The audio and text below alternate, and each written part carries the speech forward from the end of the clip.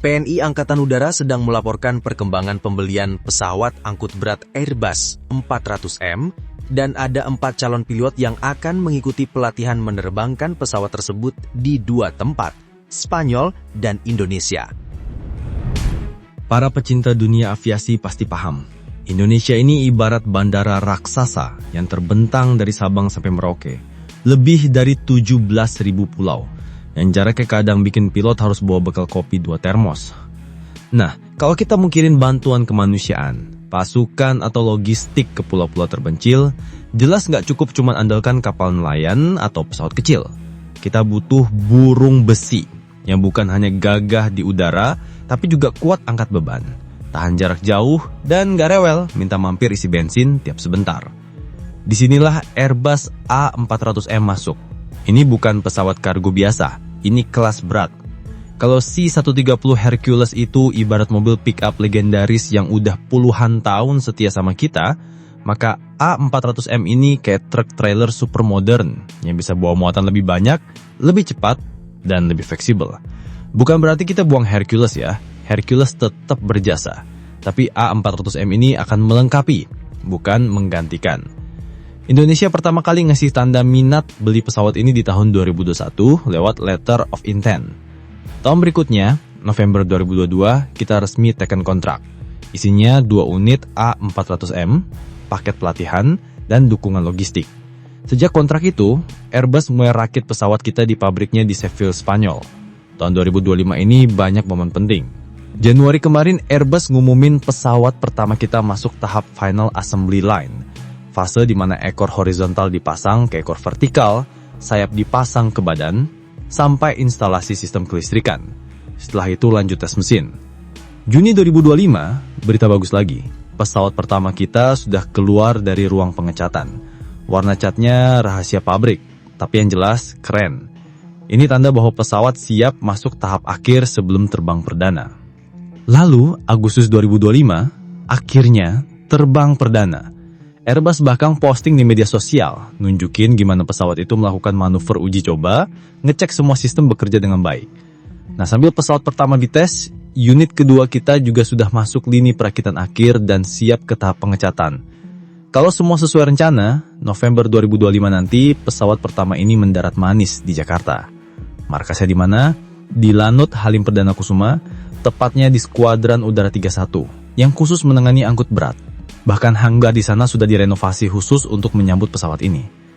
Tapi, punya pesawat canggih itu nggak cukup kalau nggak ada pilot yang siap. Makanya TNI AU kirim 4 penerbang ke Spanyol buat belajar langsung. Mereka ini bukan belajar bawa odong-odong ya. Latihannya serius. Mulai dari computer-based training, latihan di simulator, sampai terbang langsung beneran. Nama-namanya Mayor PNB Putut Satria, Mayor PNB Riki Sihaloho, Kapten PNB Fatir Muhammad Hadid, dan Kapten PNB Indra Kusumahen. Setelah lulus di Spanyol, mereka bakal lanjut latihan di Indonesia lewat program Initial Operation Experience di Halim selama sebulan, biar makin siap bawa A400M ini untuk misi-misi besar. Bayangin aja, nanti mereka bisa terbang bawa logistik ke Papua, kirim bantuan ke daerah bencana, bahkan dukung operasi militer kalau dibutuhkan. Semua dengan satu pesawat yang super tangguh. Nah, teman-teman, kehadiran A400M ini bukan cuma soal punya pesawat baru yang keren buat dipamerin di Instagram. Ini soal kemampuan strategis yang langsung meningkatkan daya jelajah dan daya angkut kita ke level yang selama ini cuma bisa kita bayangin di peta. Bayangkan, satu A400M ini bisa bawa hampir semua yang dibutuhkan untuk misi besar. Kendaraan taktis, peralatan medis lengkap, bahkan pasukan dengan perlengkapan penuh.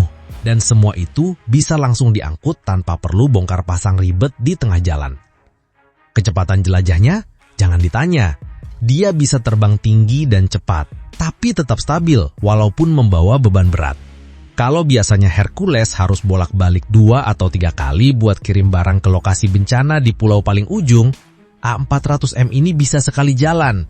Artinya, waktu yang biasanya habis di perjalanan bisa dipakai untuk hal yang jauh lebih penting, nyelamatin nyawa orang, mendirikan posko, atau menyalurkan bantuan. Dan jangan lupa, A400M ini juga punya kemampuan tanker. Ya, dia bisa jadi pom bensin terbang buat pesawat tempur kita.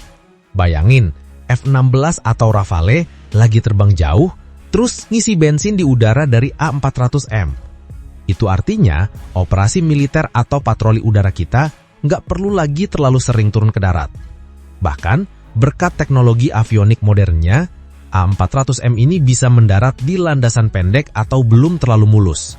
Jadi kalau ada lapangan terbang darurat di daerah bencana, atau bahkan cuma landasan tanah keras di pulau terpencil, dia tetap bisa turun dengan aman bawa muatan besar. Oh ya, bicara soal teknologi, kokpitnya itu sudah full digital.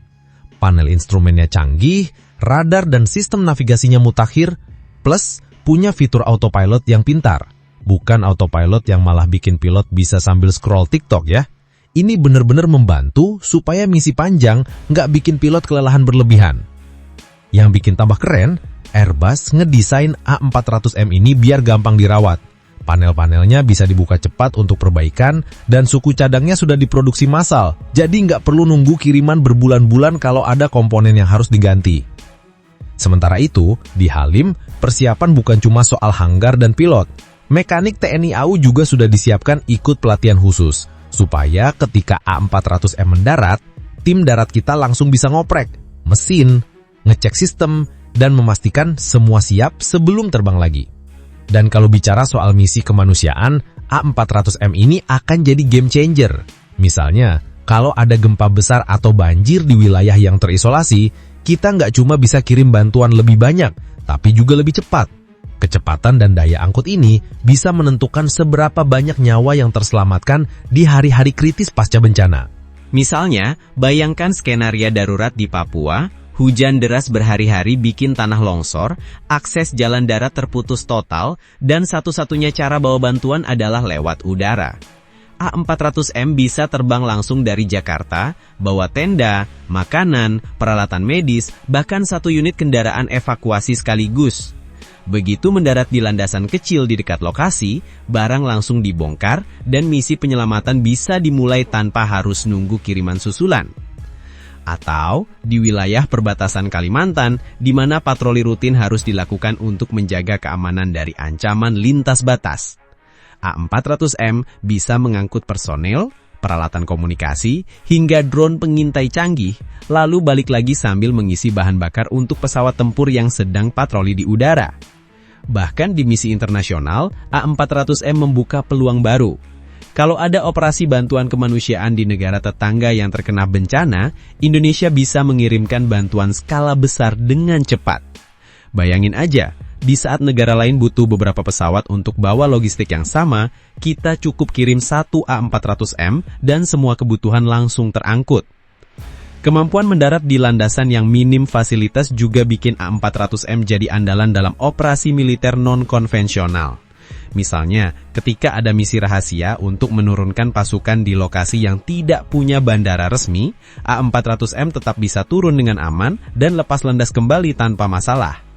Di sisi lain, perannya dalam latihan militer gabungan juga nggak kalah penting. Saat ada latihan bersama dengan negara sahabat, A400M bisa membawa perlengkapan dan logistik TNI AU, TNI AD, bahkan TNI AL sekaligus, langsung ke lokasi latihan. Efeknya, operasi berjalan lebih cepat, biaya lebih efisien, dan koordinasi antar matra jadi lebih rapi. Yang menarik, meskipun ukurannya besar, A400M dirancang lincah di udara. Dia bisa melakukan manuver low-level flight, terbang rendah mengikuti kontur daratan, yang biasanya dilakukan untuk menghindari deteksi musuh. Jadi, walaupun besar, dia bukan pesawat yang lemot. Dan jangan lupakan sisi kenyamanannya untuk kru. Ruang kargonya luas, tapi area kru juga dibuat ergonomis. Artinya, pilot dan awak bisa menjalani misi panjang tanpa harus duduk kaku seperti patung. Fasilitas di dalamnya pun memungkinkan kru tetap bugar selama penerbangan, karena Airbus memang memikirkan faktor manusia dalam desainnya. Tidak hanya itu, A400M juga bisa berperan di misi evakuasi medis berskala besar. Bayangin kondisi perang atau bencana besar di luar negeri, di mana ratusan orang harus dievakuasi cepat. A400M bisa diubah layout interiornya menjadi rumah sakit terbang, lengkap dengan tempat tidur pasien, peralatan ICU, dan tim medis yang bisa bekerja di udara. Thanks banget buat yang udah nonton sampai habis. Kalau suka, ya di like aja. Kalau merasa cocok, langsung subscribe. Dan kalau jempol udah gatal pengen ngetik, antem aja tuh kolom komentar. Mau debat? Boleh. Mau bercanda? Gas! Yang penting sopan.